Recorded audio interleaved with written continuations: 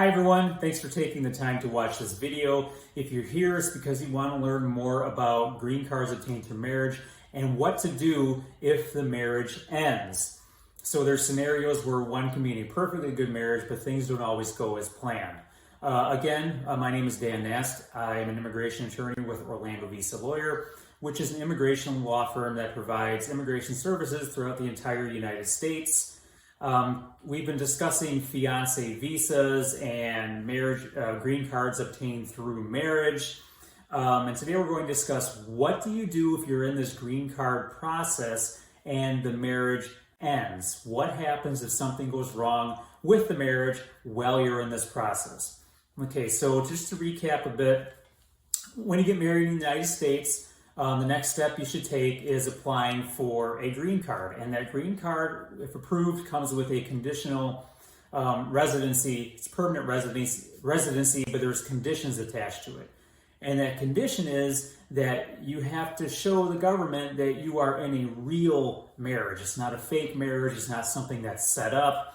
It's a real, honest marriage. And so there is a 2-year period where you have to wait 2 years under this conditional residency. And then 90 days before that 2 years expires, before that green card expires, within 90 days before that, you must apply to remove the condition, and you apply with your spouse. Well, what do you do if the marriage ends? You can't really apply with your spouse. Maybe there is no more marriage. So what if it ends before that? Are there options? Yes, there are. There are certain scenarios where you can go and apply for yourself. Like, let's say your spouse dies, or there's a divorce or an annulment, or there's even abuse in the relationship. It's important to note that the marriage still has to be, you still have to show that the marriage was real, right? You still have to show that you were in an honest, real marriage and it wasn't something set up. It wasn't something that wasn't real. So you have to submit proof that you're actually in an honest marriage. But there are things that you can do if you're in an honest marriage. The spouse dies, you get divorced, there's abuse. So for starters, if you're in one of those scenarios, you don't have to apply with a spouse. Of course, that's going to be very difficult to do.